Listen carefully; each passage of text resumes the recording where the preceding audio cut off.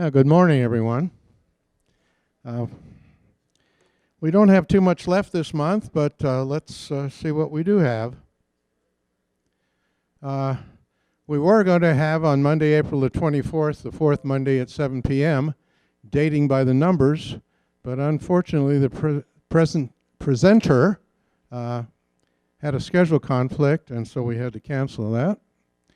And then on Friday, April the 28th, which is the fourth Friday, at 10:30 a.m., we have our monthly discussion group, and the subject this time is, should the automatic citizenship clause of the 14th Amendment to the U.S. Constitution be eliminated? Is everyone familiar with that amendment? Well, not necessarily the amendment, but that particular thing where a child born in the United States, even though their parents are not citizens, automatically becomes a citizen. And some people think that should be changed. Okay, and I'm going to tell you in a few minutes about this event. However, Al Tenner, who gets all of our speakers, does a wonderful job at that, would like to say a few things. So let's welcome Al Tenner.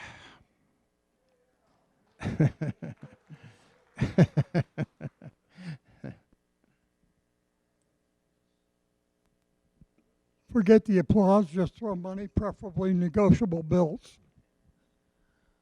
Hi, I want to address the group here for a moment. Many of our speakers come directly from this group, from Sun City residents. We're beginning to run our speaker background or pool is getting very thin. So if anyone here has got a topic or that they think we might be interested in, please volunteer. Anything is a valid ground to talk about. If you know of any speakers or anybody who might be interested in speaking, they don't necessarily have to be a resident, please refer them to me. Would appreciate it. As I said, our speaker pool is getting, and this happens every 6-7 months or so, so we got to start replenishing it. But I want to thank you very much.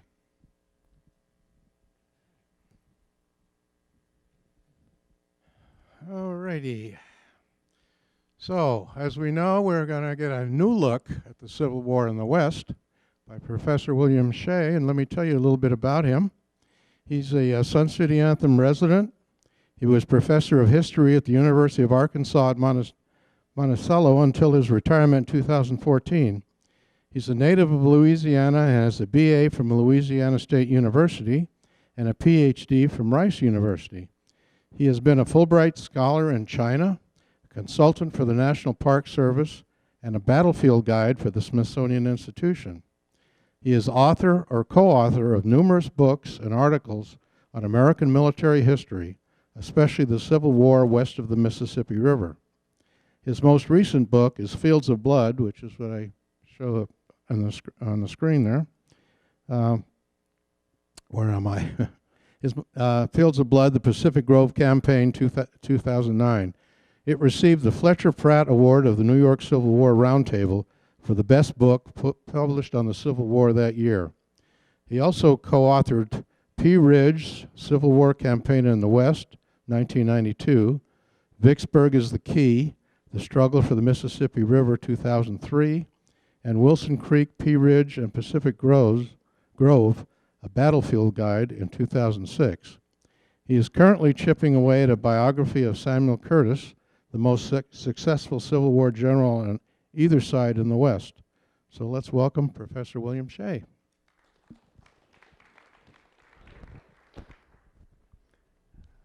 Okay, thank you, sir. Well, good morning, everybody. Thanks for coming out. Truth in advertising requires me to say that what we're really going to do today is take a new look at the Civil War with special emphasis on the Civil War in the West. So we're going to kind of ramble all over the historical landscape. There was a time when I could do this sort of thing from memory, but that time is over. So I've got a little backup here, and I don't want to stray too far from the podium, but let's see what happens. Not so many years ago, the territory west of the Mississippi River was widely regarded as a backwater of the Civil War, a place where nothing much really happened, certainly nothing worth getting excited about. All eyes for about 150 years, 140 years after the Civil War were focused on the East, events along the East Coast. But in the last 25 years, that has really begun to change in a big way. A major correction, you might say, in our understanding of the Civil War is now taking place. It is now becoming widely accepted that events west of the Mississippi River were an important part of the Civil War. Not the most important, not the most decisive by any means, but nonetheless important. But before we go into any further into this topic, I think we need to stop for just a second and ask ourselves, how did we get it so wrong for so long? About 140 years. This new approach only began in the 1990s, just 20-odd years ago. Okay. Well, there are two reasons, and I'll just keep it short. One, East Coast bias, and two, the lost cause myth. East Coast bias is easy. When I was in college about 100 years ago, I was taking a journalism course, and the old professor up in the front of the class, that was long before I ever imagined I would be an old professor in front of the class, he said, remember the 60s? You had the evening news, Walter Cronkite, Huntley, Brinkley, and so on. He said, if an airplane crashes in Wyoming and 100 people are killed, it gets 1 minute on the evening news. But if that same airplane with the same 100 people crashes in New York or Massachusetts or New Jersey, it's going to get 10 minutes on the evening news. Because by its very nature, any event, good or bad, that happens on the East Coast has got to be more important than anything that happens in flyover country, in the big interior. It's kind of like an inside the beltway syndrome, but writ large. Okay.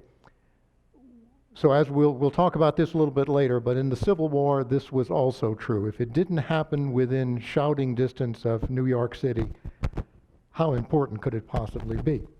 If it was beyond the Hudson, well. The other factor is also a kind of East Coast bias. It's the lost cause myth. We always hear how after a war, the winners write the history of the war. That's not true with the Civil War. It's almost unique in that the losers have had a stranglehold on the writing of the history of the Civil War from about 1870 to 1990, and in some cases a little beyond 1990. Because a group of ex-Confederate officers, all of them Virginians, all of them veterans of R.E. Lee's Army, the Army of Northern Virginia, they took it upon themselves in the aftermath of the war. They were the first ones out of the blocks to write the history of the Civil War as they saw it. And they saw it from Virginia. And the lost cause myth, as this point of view was eventually labeled, the lost cause myth basically posited that all the important stuff happened in Virginia or nearby. The only Confederate army worth even considering was the Army of Northern Virginia, and its sainted leader, R.E. Lee. By the way, never until the 20th century did anyone ever refer to him as Robert E. Lee. He was always R.E. Lee, except to his wife. She called him the General. Okay? So R.E. Lee, please. Okay. And there were some other sort of secondary points they emphasized. The war, from the Confederate point of view, was a white man's war, a war of white supremacy. Every white man in the South fought for the Confederacy, which is far from true. There were hundreds of thousands of Southern white men who joined the Union Army as soon as they could. That the slave population was docile. They did not want to be freed, when in fact they stampeded away as fast as they could when the war broke out, and 250,000 black men volunteered to fight in the Union Army to end slavery.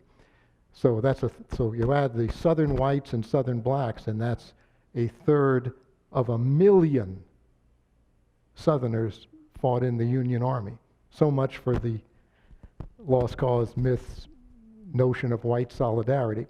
But anyway, that point of view, the Lost Cause myth also emphasized Virginia, Virginia, Virginia, and so on.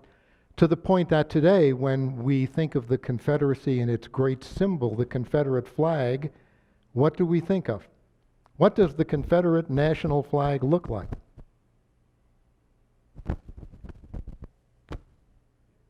There it is. It looks like the United States flag. It has a blue field with stars in it, 7, 11, or 13, depending on which fantastical version you want. It has stripes, but only 3 instead of 13. That's the Confederate national flag.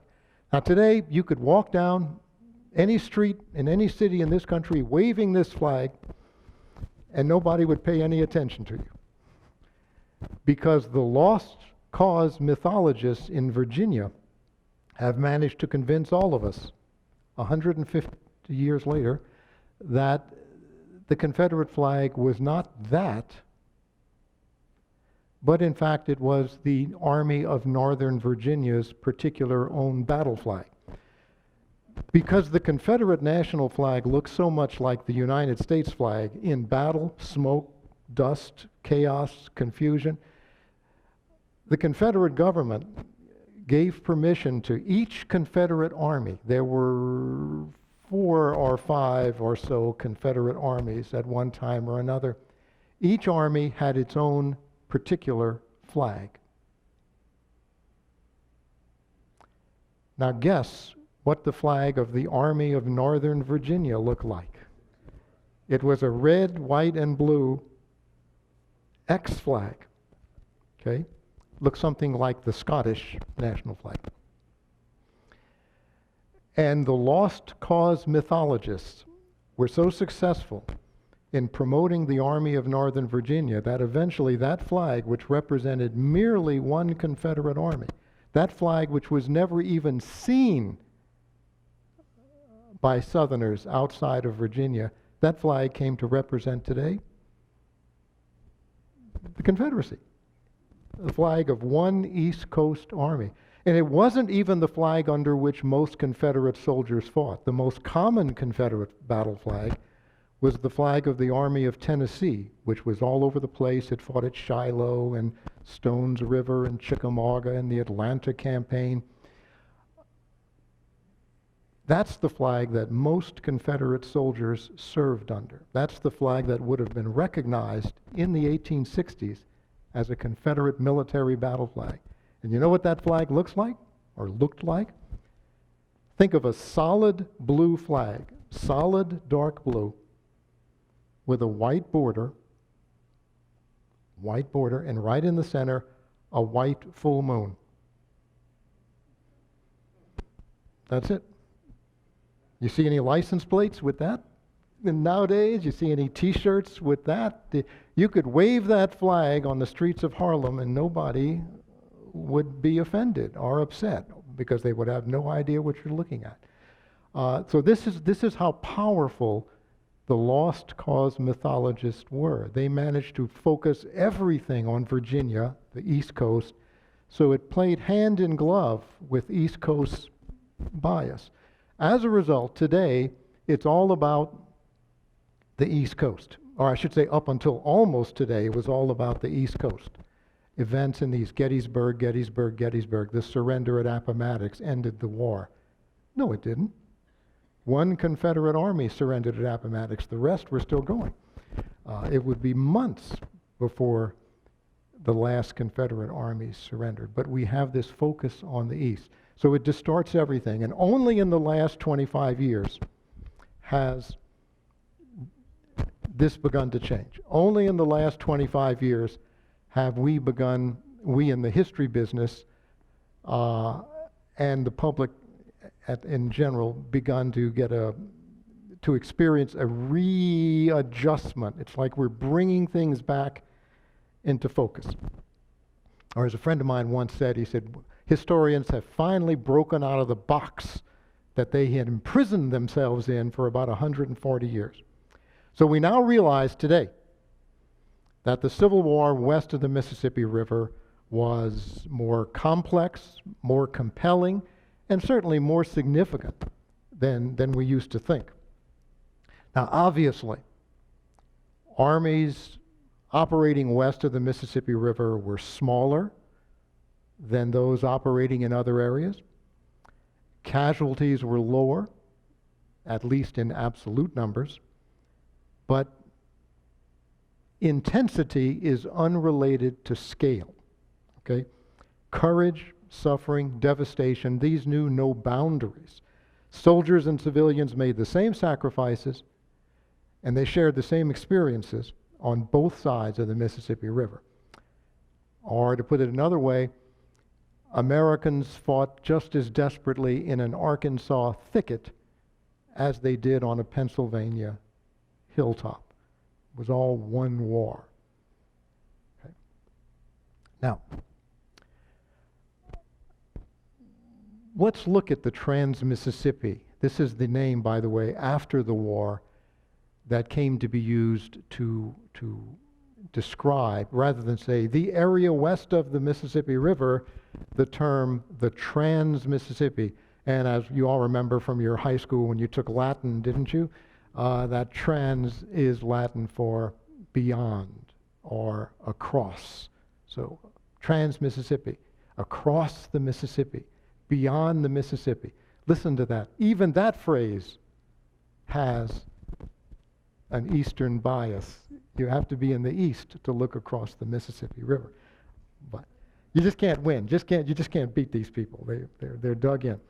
Okay, so what was the Trans-Mississippi like in the 1860s? Well, it was enormous. It still is enormous. Its cultural and physical geography defied easy generalizations. In the 1860s, it boasted some pretty significant commercial and industrial centers, most prominently St. Louis, with its banks and foundries and boat yards. But it also included a diverse array of agricultural enterprises, prairie plots in Minnesota and Kansas, cotton and sugar plantations in Louisiana, hardscrabble farms in Arkansas and Missouri, sprawling rancheros in Texas and New Mexico, and mining towns just beginning to appear in Colorado. Large numbers of inhabitants spoke only French or Spanish. Other large numbers of inhabitants communicated in Choctaw or Cherokee or Sioux. Now, Europeans and Africans had settled along the Mississippi River and its western tributaries about a century earlier. But by the time of the Civil War, most of this vast area was still pretty much in a state of nature. It was a gradient. This is the Mississippi River. The farther west you went, the emptier and less developed it got. So we're really talking about that one strip of states and territories from north to south that border the Mississippi River. Minnesota, let's see if I can do this. Minnesota, Iowa, Missouri, Arkansas, Louisiana, and then the extension states, the new states, Kansas and Texas. Everything else was either territorial or pre-territorial, basically empty. But for all that, we're still talking about a large number of people. Now, out here, distances were vast, Populations were sparse, resources only partially developed. Railroads were few in number, very, very short in mileage. Navigable waterways were temperamental streams. They were subject to floods and freshets, and these streams did not always flow where the generals wanted to go. In fact, since they tended to flow west to east, downhill, so to speak, toward the Mississippi, they were really moats, defensive barriers for any armies trying to go north or south. Wagon roads were little more than tracks. There were no turnpikes or macadamized highways. Bridges were next to non-existent, and the weather tended to be atrocious. So nowhere else in North America did terrain, climate, and distance have so great an impact on military operations. A Union soldier campaigning in the wilds of Arkansas hit the nail squarely on the head when he told his wife, "We are engaged with two enemies here in Arkansas. One is the rebels. The other is geography. And it is the general opinion here in camp that geography is winning by a wide margin." Now, it was relatively easy for Civil War armies in the East to march through Pennsylvania and Georgia, gobbling up hams and haystacks as they went. But the Rocky Hills, the soggy bottomlands, and the scattered farms of the Trans-Mississippi offered considerably less in the way of substance for man and beast. Neither side could escape the tyranny of logistics in the Trans-Mississippi. It shaped even the smallest operations. So only the most creative and determined commanders could really accomplish anything. It was uphill from the start for both sides at all times in the Trans-Mississippi. Well, let's look at a few topics here. I'm not going to cover the war in detail. We'd be here till Thursday. I'm not going to fight battle by battle, but we can pick a few topics. And one topic we can start with is leadership west of the Mississippi River. Now, when I was a little rebel growing up in New Orleans in the 1950s, and remember, the last Civil War soldier lived until 1952. So the 1950s was not, I met people as a child who were the children of Civil War veterans. And many people were grandchildren of Civil War veterans. So the war was not far away in the 1950s, the way it is now. It's receding into the distance, but it was close at hand. And I can remember my family members, grandparents, grandfathers, uncles, and so forth, explain the outcome of the Civil War to me and salve their wounded Southern pride in the process by saying, they, the Yankees, they had the most men, but we had the best generals. You can sort of hear an echo of the Lost Cause mythology there. R.E. Lee, invincible in battle, and all that sort of thing. Now, that old expression, they had the most men, but we had the best generals, that was exactly half right. The Union, and remember, we say Union, but I don't know why we say Union. It's not, there never was anything called the Union. There was never a Union Army or a Union Navy or a Union government. It was all the United States. Okay, the United States Army. Abraham Lincoln was president of the United States. The United States won the war, or as people would have said in 1865, the United States successfully crushed the rebellion. Okay, because officially, to this day, officially, the conflict from 1861 to 1865 was and is still referred to in government documents as The War of the Rebellion. That is the name Congress selected. The War of the Rebellion. Civil War is actually a Confederate term because they didn't like being called rebels, which to them was just one half step away from traitor.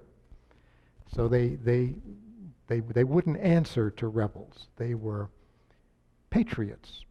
Okay. And the Civil War was a term that was neutral, sanitized. So the lost cause mythologists scribbled away for decades and managed to get that phrase inserted into the national consciousness, the Civil War.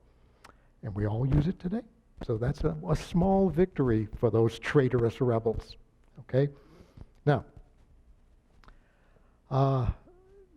the United States did have the most men, but it had the most women and children and cats and dogs too, and that didn't have any effect.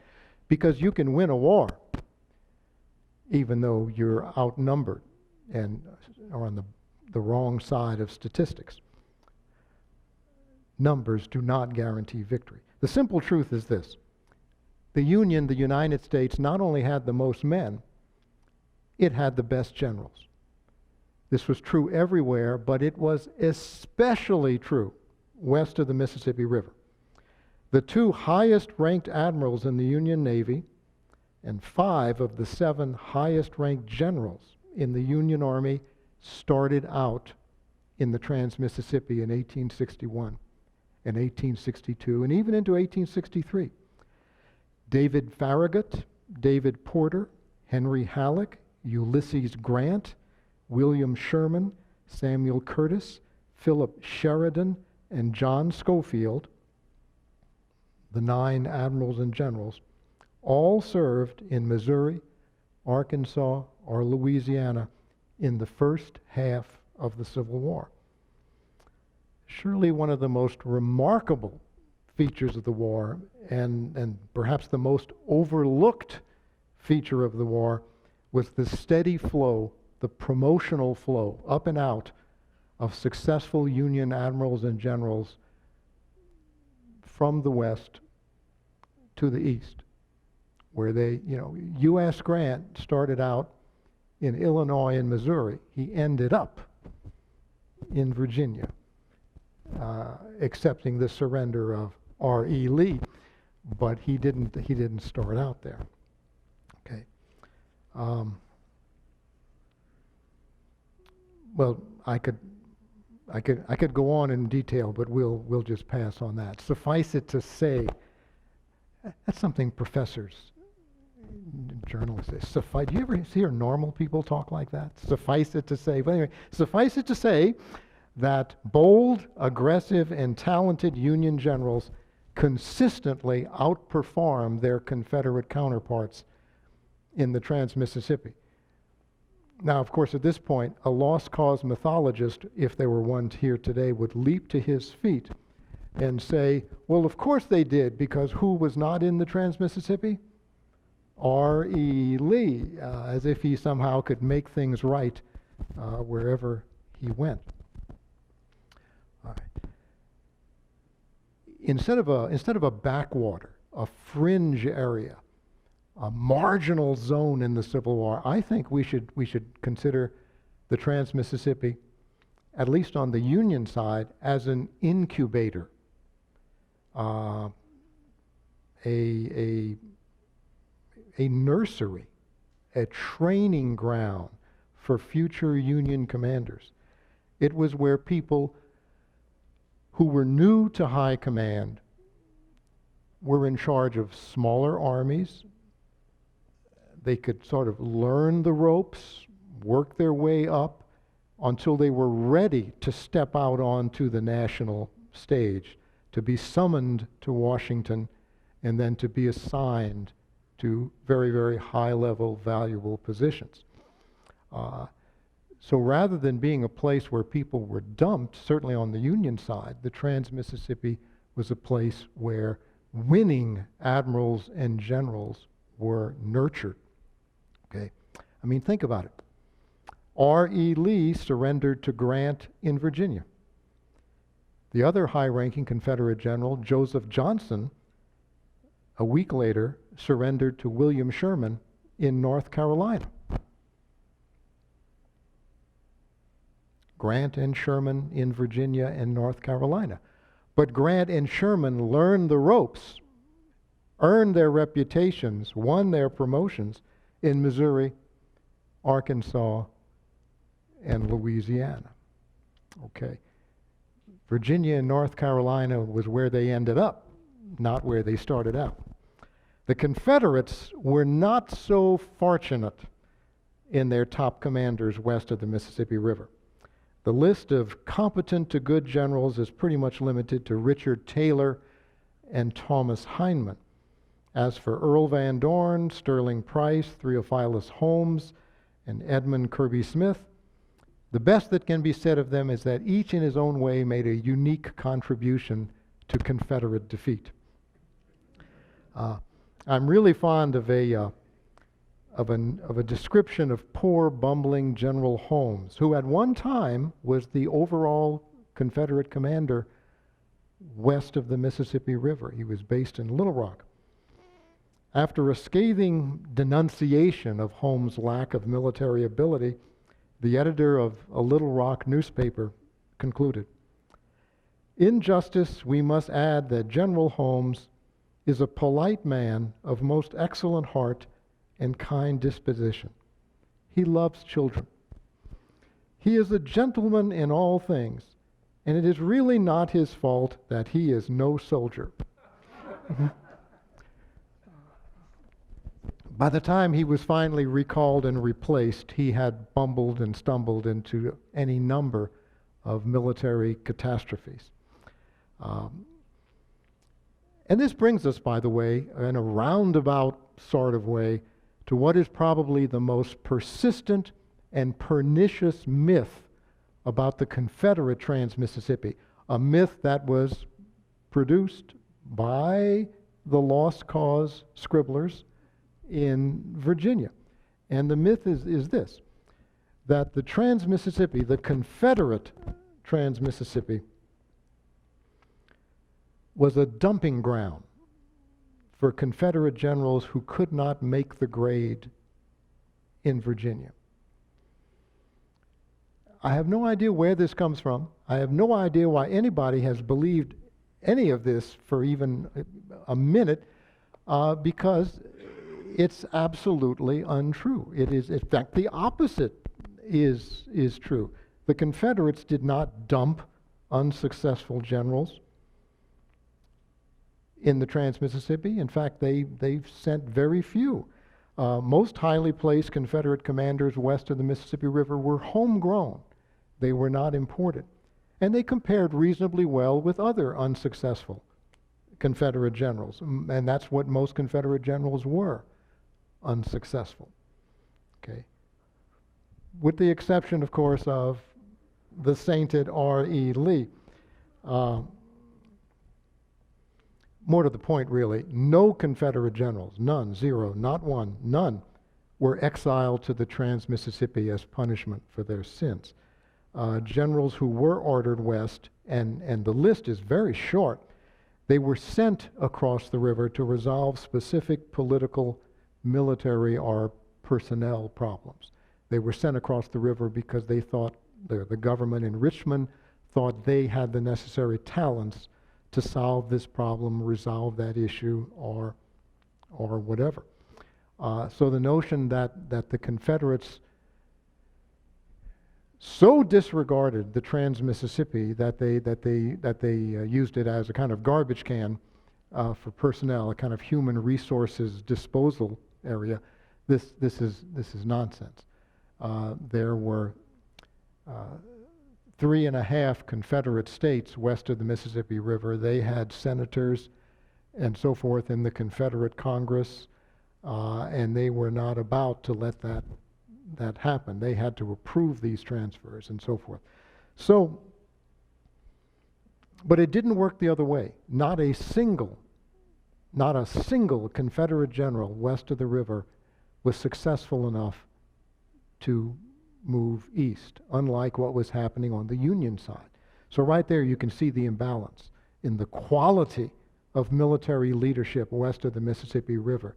There was a stream of Union admirals and generals moving east to higher positions. There was no such stream in the southern or Confederate side of the Trans-Mississippi. It was all just dismal and disappointing, one defeat after another. Okay, enough of that. Let's shift gears.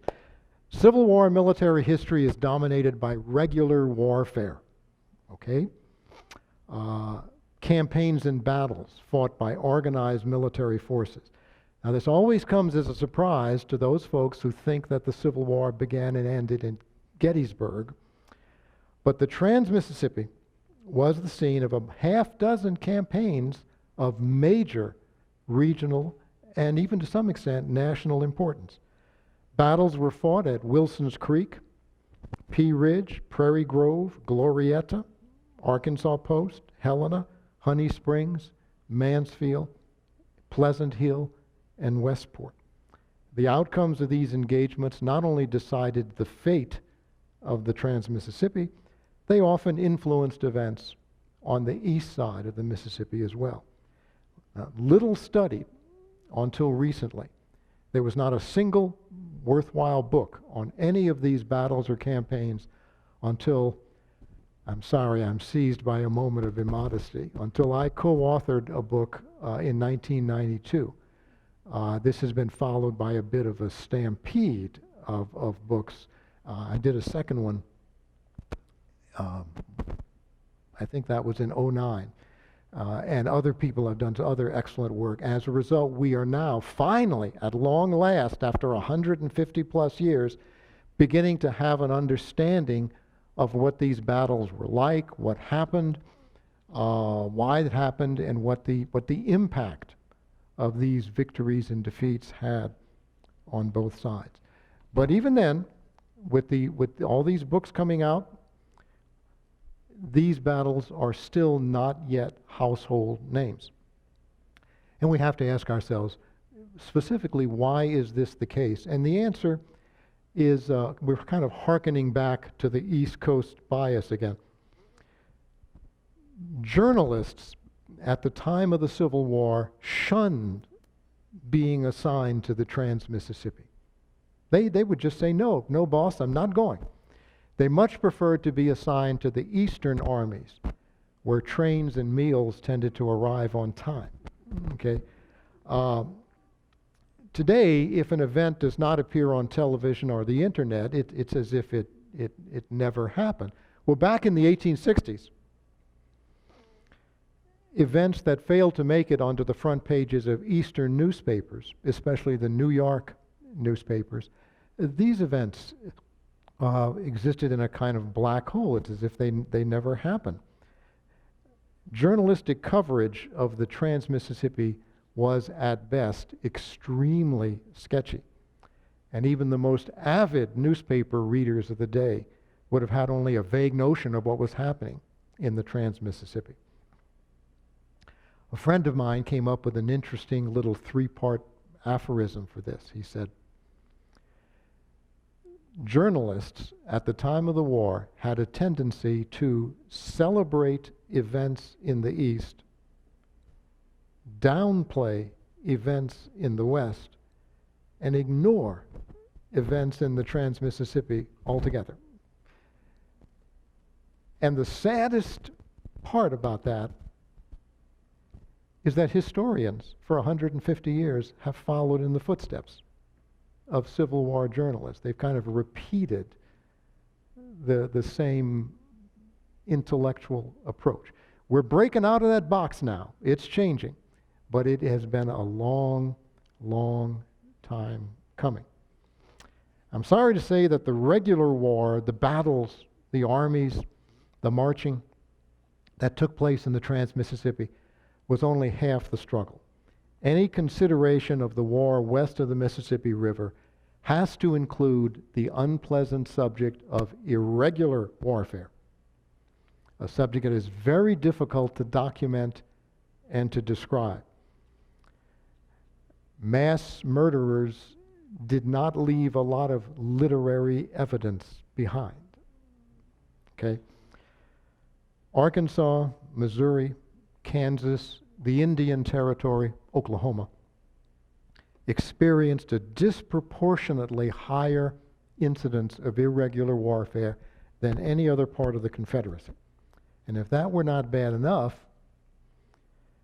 the intensity, the brutality of irregular warfare in the Trans-Mississippi was unmatched anywhere else or any time else in American history. Irregular warfare was, simply put, the great scourge of the Civil War west of the river. Now, it was far more than a contest between pro-Union and pro-Confederate civilians who didn't feel it was necessary to enroll in an army in order to kill people. The irregular war became a shadowy war among participants of all different political stripes and of no political connection at all. Many irregulars were adherents of one side or the other. They were pro-Union or pro-Confederate. These irregulars tended to be fairly well organized, and occasionally they actually operated in conjunction with regular uniform forces. They would sort of come out of the woodwork to help out. These are probably the only irregulars who can properly be called guerrillas in the sense that we think of them. But other irregulars took up arms not for political reasons, they couldn't care less, but to revenge acts of violence against their families, to settle old scores, or for their own murky political, personal reasons, not political, their own murky personal reasons. They dropped in and out of the war according to their own rhythms, and they rarely, if ever, actually cooperated with organized military forces on either side. They were essentially criminal gangs, criminal in the sense that they were out for loot, personal revenge, and so forth. But there was a third group of irregulars, a third category, and this category seems, we think, to have gotten larger and larger and larger as the war went on, until by the end of the war they may have been the most numerous bunch of all. These were not combatants at all. They avoided fighting Union or Confederate soldiers. These were packs of deserters, criminals, psychopaths who professed no political allegiances and took advantage of the chaos of war to wreak havoc on the defenseless. These were very bad guys. Now, who was who and who was in one group and not? Basically, you don't have firm boundaries here. This is kind of slippery. There's tens of thousands of people west of the Mississippi River who are kind of fighting the Civil War or a war or something on their own, and they're not really well connected with either group. Just give me a minute and I'll give you kind of an overview here. In the first year of the war, 1861, law and order generally prevailed. But thereafter, the fabric of society simply unraveled. County and local governments ceased to function. Judges, sheriffs, constables, clerks, and other office holders fled or failed to carry out their duties. Taxes went uncollected. Lawsuits went unheard. Complaints went unanswered. With courts closed and jails open, incidents of murder, torture, rape, theft, wanton destruction increased dramatically. Commerce and communications broke down. Thousands of citizens abandoned stores, farms, homes, and fled. Dozens of counties, particularly in Arkansas and Missouri, were completely depopulated. Not a soul was left by 1865. Chaos gripped the Indian Territory as tribal governments dissolved. And in a somewhat related problem, what people in those days called the wild Indians rose up along the frontier. In Minnesota in the north and Texas in the south, the frontier rolled back more than 100 miles under ferocious attacks by Sioux and Comanches. And there were no soldiers to hold the line. They had been called away to fight in the war. It was really awful. Thousands, most historians think tens of thousands of refugees from the Trans-Mississippi collected in cities as far away as Houston to the south and Cincinnati to the north.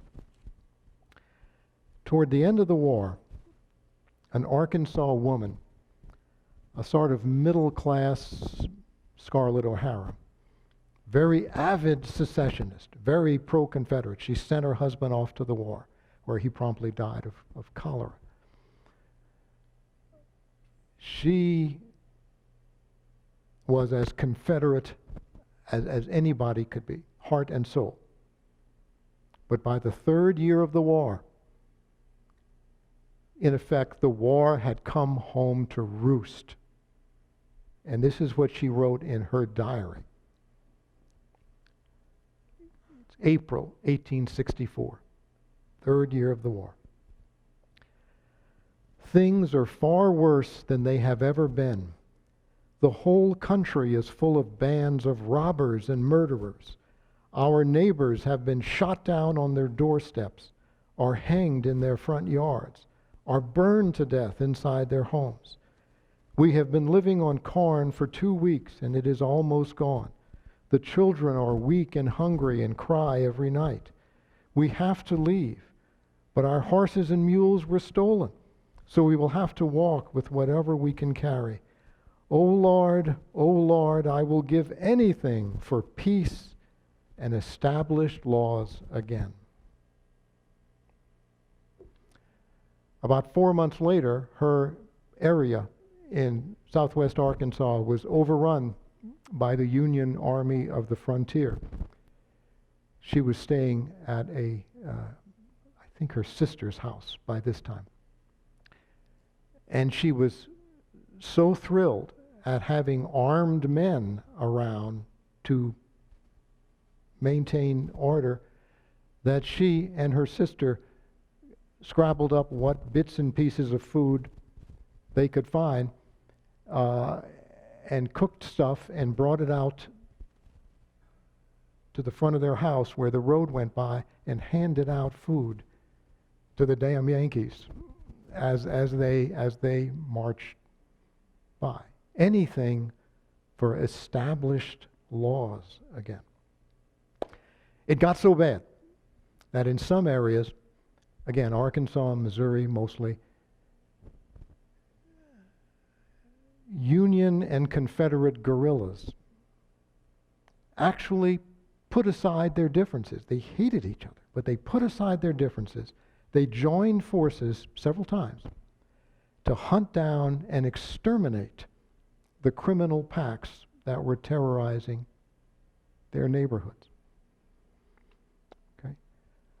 There are actually recorded instances in some southern states in which Confederate towns sought out the nearest passing Union force and offered to surrender their town to them if they would only come and occupy the town and reestablish some kind of law and order in the town. It was really awful. It was a war within a war.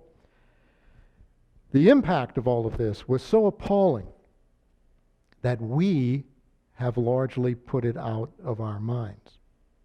Okay? You know, all of us, you and me, we watch television and we see atrocities taking place in Syria and Afghanistan and Iraq, and we think, well, thank goodness, that could never happen here. But it did.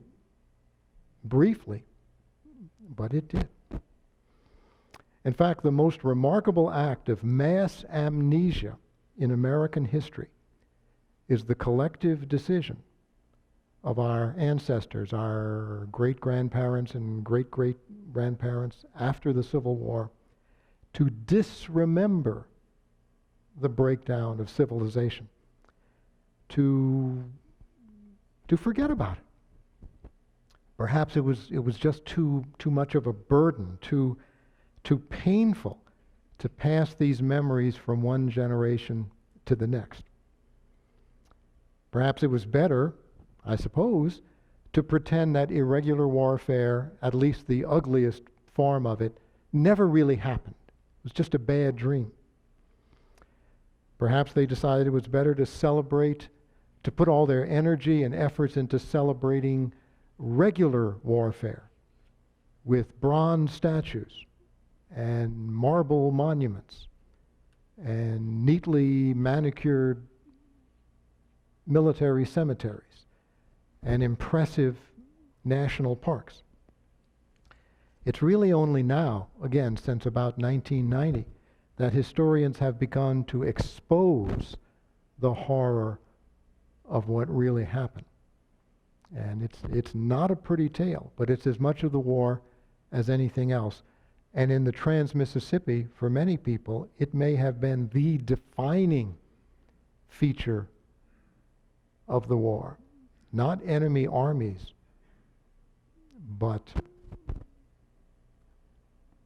horrible creatures just popping up in your own neighborhood. Do I have more time, or are we? Okay, no one's gotten up yet. Oh, there goes one. All right. Okay. All right. I can do this in 10 minutes. Remain calm and just bear up your courage. Okay. On a less depressing note, thank goodness, huh? On a less depressing note, slightly less depressing, another unique feature of the Civil War in the Trans-Mississippi was the complex ethnic and racial makeup of the contending forces.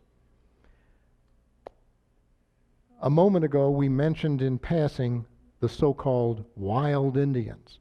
Well, what about the so-called civilized Indians? Indians who were, in effect, within the functional boundaries of the United and Confederate States.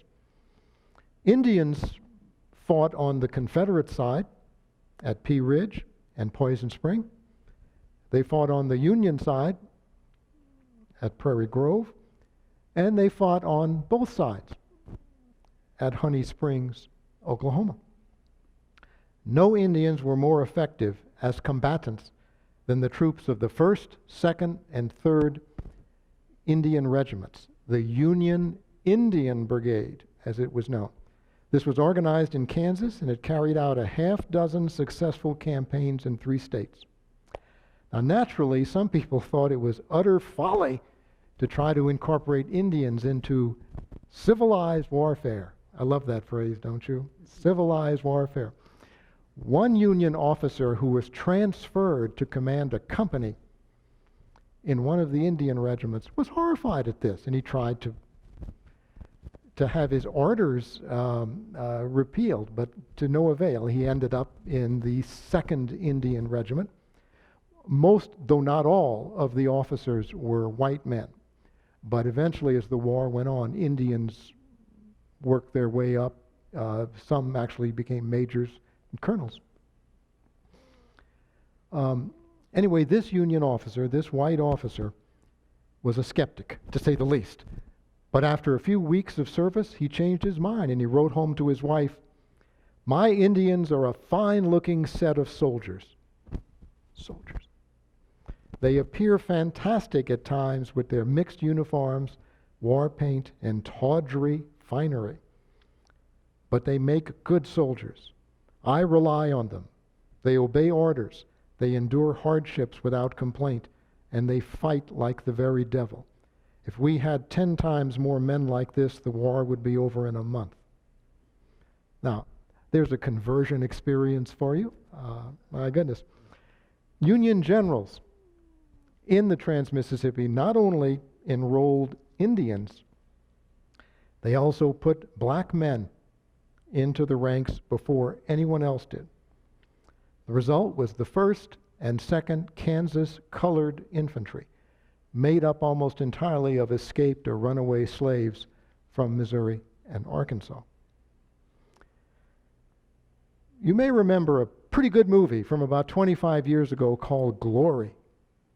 Okay?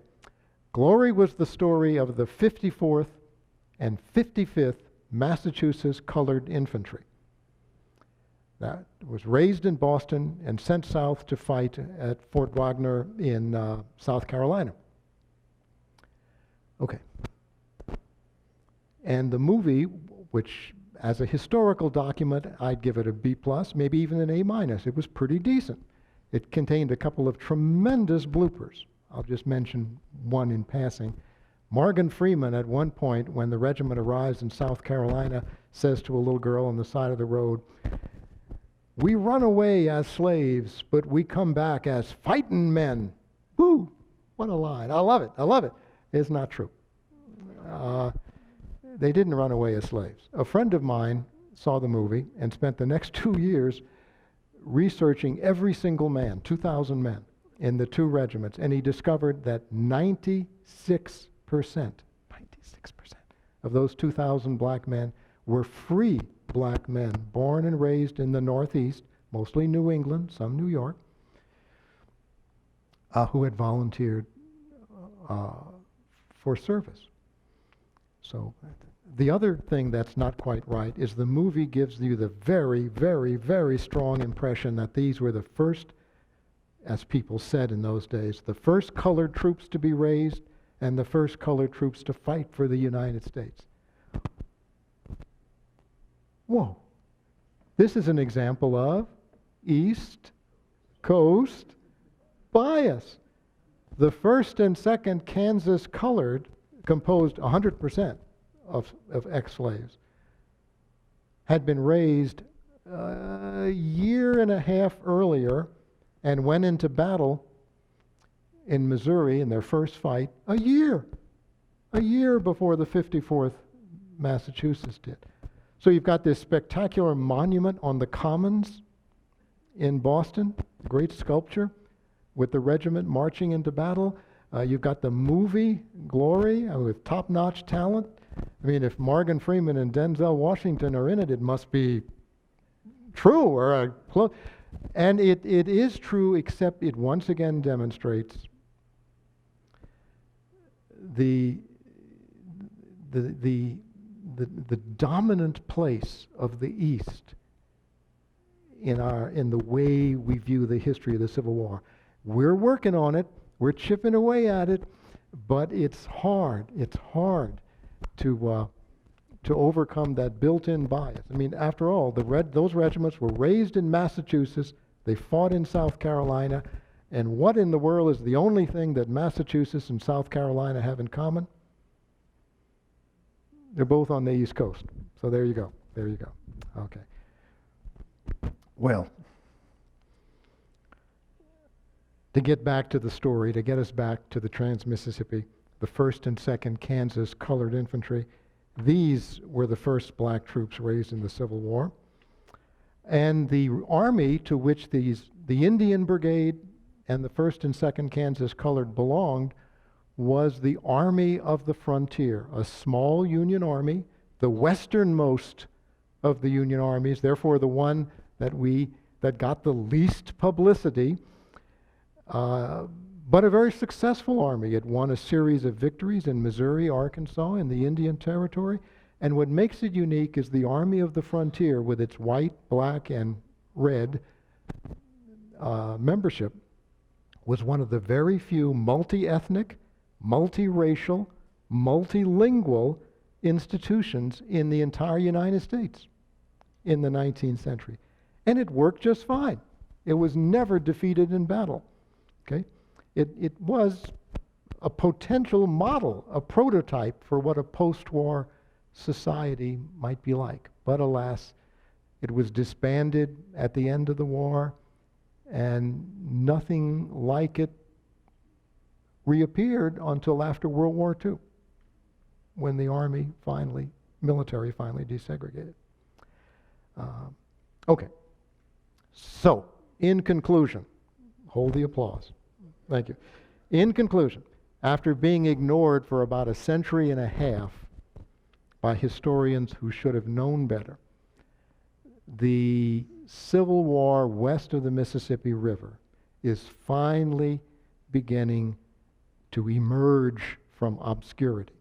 It was once dismissed as a meaningless sideshow, if it was ever considered at all, and it is now gaining a measure of respect as a legitimate area of study.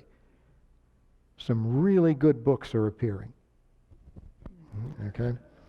The National Battlefield Parks at Wilsons Creek, Missouri, and Pea Ridge, Arkansas, are restoring their historic landscapes, updating their museums and interpretive schemes. State battlefield parks such as Prairie Grove in Arkansas, Honey Springs in Oklahoma, Mansfield in Louisiana, Mine Creek in Kansas are experiencing similar rebirths.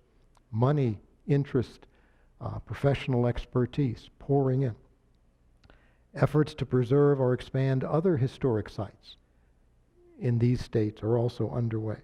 Now, these are encouraging developments, and they mean, I think, that for the first time since the Confederate surrender at Shreveport, Louisiana, the surrender that really ended the Civil War, 2 months after that one in Virginia, Americans might finally enjoy a complete and balanced view of that conflict. Thanks for listening.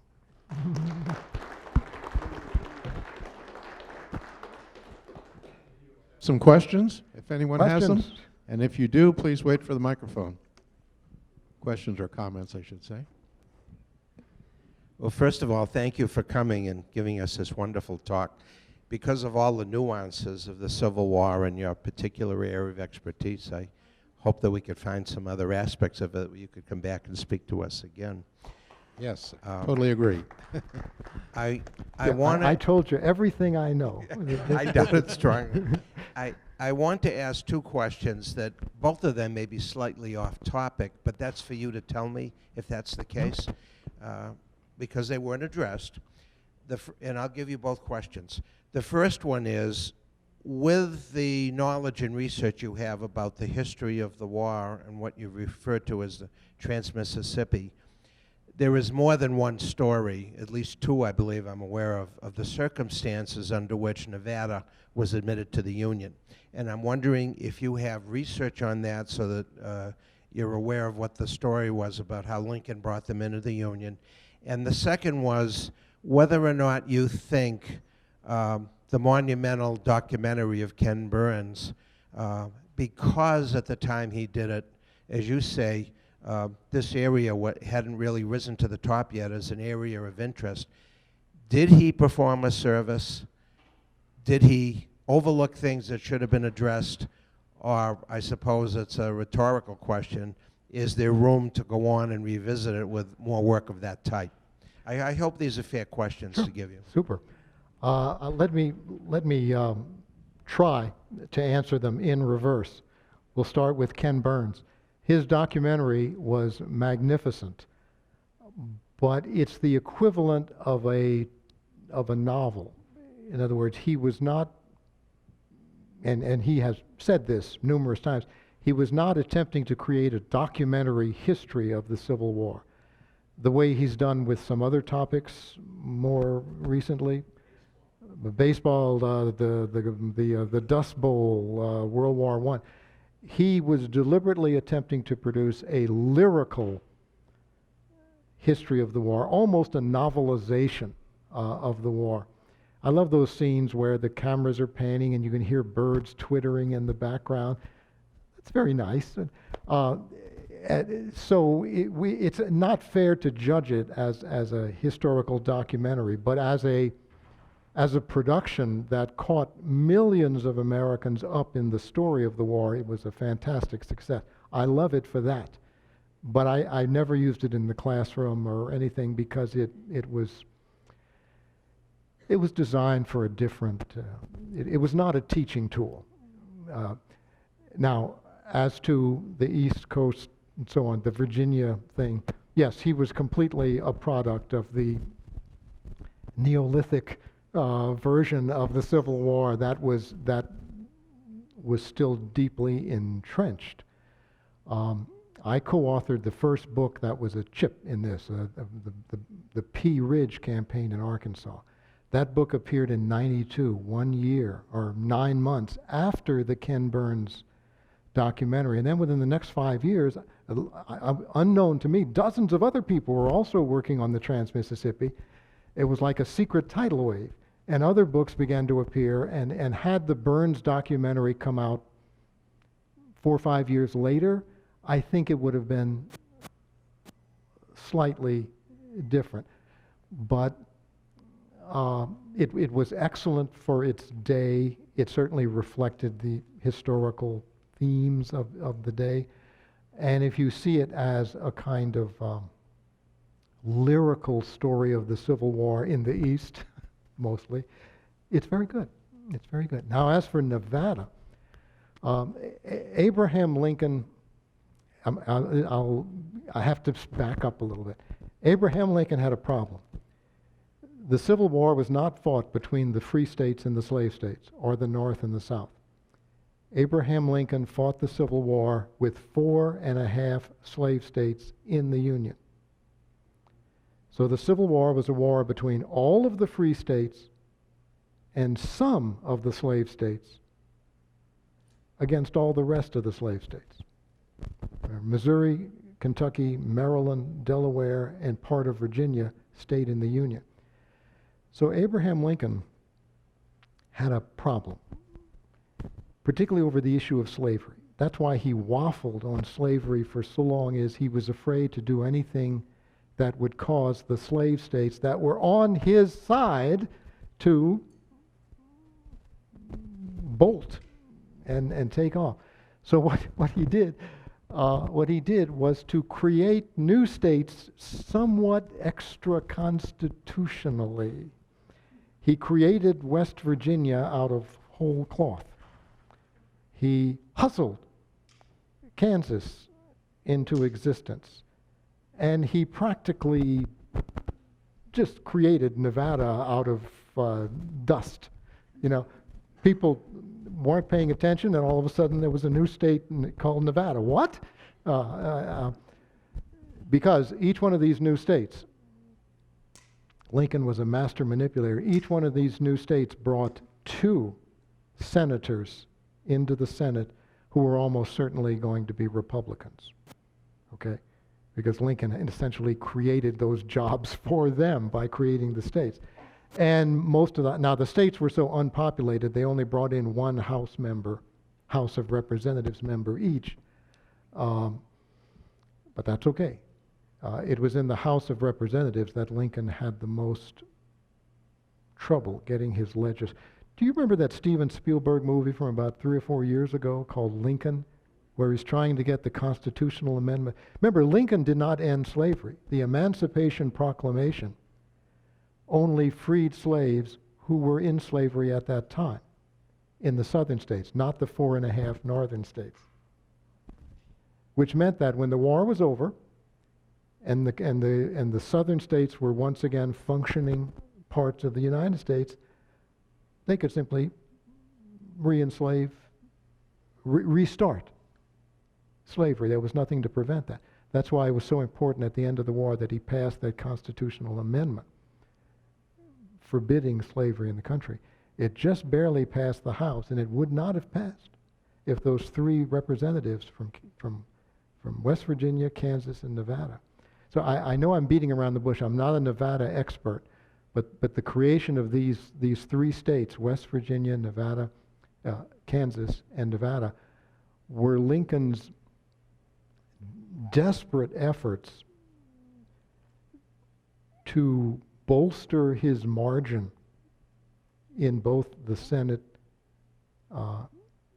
and the House. Today we have gerrymandering. It was, Lincoln never really, Lincoln didn't like to talk about this, and he never wrote anything down, but it's basically I was elected to save the country, and I'm going to save the country. He shut down newspapers. He, can you imagine that today? He put politicians at the state level, state legislators, state Supreme Court who opposed him, he had them arrested by soldiers. What happened to the posse comitatus? He had them thrown in jail. Then he would let them out, and he'd say, did you like jail? Do you want to go back? Okay. Then mend your evil ways. Work with me here. Work with me. And, you know, we tend to think of Lincoln as this kindly man who gave nice little speeches, and Lincoln was a politician to the very core of his being, and something else. During the war on the Confederate side, in Virginia, several Virginia generals were talking, and one of them was making disparaging remarks about Abraham Lincoln. And another Confederate general, who later became very famous, his name was George Pickett. Okay?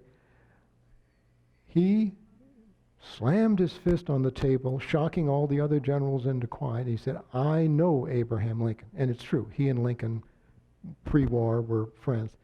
And he said, I want to tell you, you're making a mistake to underestimate that man. Pounds his fist. He said, Abraham Lincoln is the utterest enemy of all. He will stop at nothing to destroy the Confederacy. Nothing. And several of the officers there were, because Pickett usually just talked about his girlfriend, he was kind of bubble-headed. They'd never seen him act like this or speak like this. They were shocked, but Pickett nailed it. Abraham Lincoln's facade is one thing, but the real Abraham Lincoln was a tough as nails politician. I mean, you saw in the Spielberg movie Lincoln from a couple of you see that. He's buying votes in Congress, he's bribing people, he's threatening people, because he's got to get that amendment through the House. No. He is going to get that amendment through the House, and anybody who stands in his way is going to be squashed. So Nevada is part of this. It's got its own internal dynamics and whatever. The 9 or 12 people in Reno who made up the whole population of the state. And it wouldn't have been, it would have been Virginia City, wouldn't it? Yeah, at that time. Really, that's where the people were, the mining town. They were caught up in this, but it was was Nevada, to use a line from Seinfeld, was Nevada state-worthy in 1864? No, but Lincoln needed votes in Congress, and here we are. Yeah. Yes, sir. Yeah, this is insignificant and somewhat personal. Did your research indicate there was a Texas-based Confederate general by the name of Gregg? G-R-E-G-G? Right. I've run into him. He doesn't feature in any of my stories, but I just wondered if there really was one. I I spent 10 years in Big Spring, Texas. Okay. 300 miles from anywhere. And one of the streets was Gregg Street, and it was indicated that it was named after this general. There was a Confederate general, a reasonably capable, middle-ranking general, successful. That's as far as I can go. I can't tell you any more about him. Because of that street, one of our sons was born there. He was named Gregory, but the contraction is spelled with the extra G. Uh-huh. Due to the miracle of the internet, it is now quite easy to look up people. You don't even have to go to a library. And Wikipedia is usually good enough. I wouldn't vouch for everything that shows up on it, but it's a good place to start.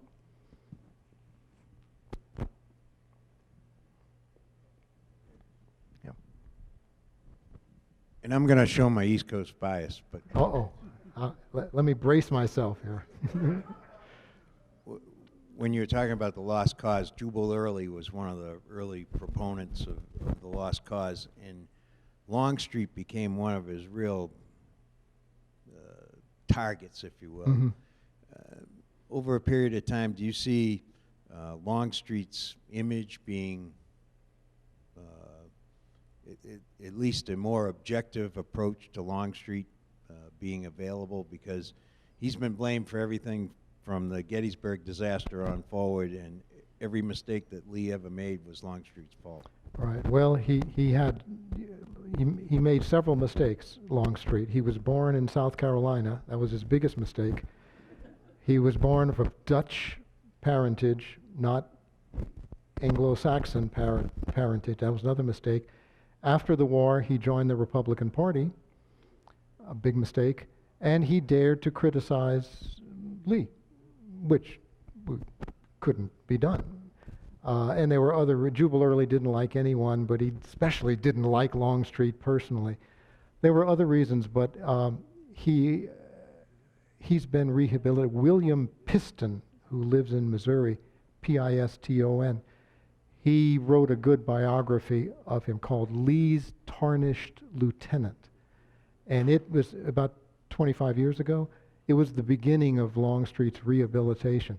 Do you know, until just a few years ago, there was no statue of Longstreet anywhere?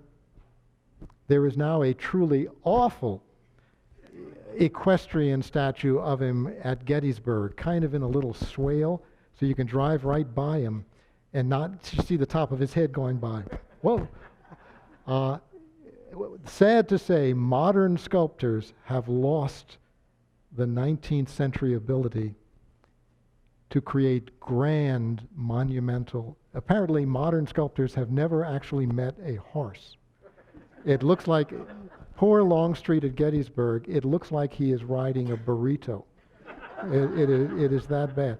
But at least he's finally got his equestrian statue, and it's only 20. You can look that up on the internet too. It's, oh, you want to show this gentleman? There. John Gregg. There you are. Yeah. Okay. He was involved. The only place I can place him is in the Vicksburg campaign, where I think he was killed, wasn't he? It says Petersburg. Oh, Petersburg. Wrong Gregg. Wrong campaign. There may have been other Greggs. It's not an uncommon name. This is the right one, but he was in Texas. Okay. There you go. Mystery is solved. Okay. Okay, thank you very much. Really appreciate this.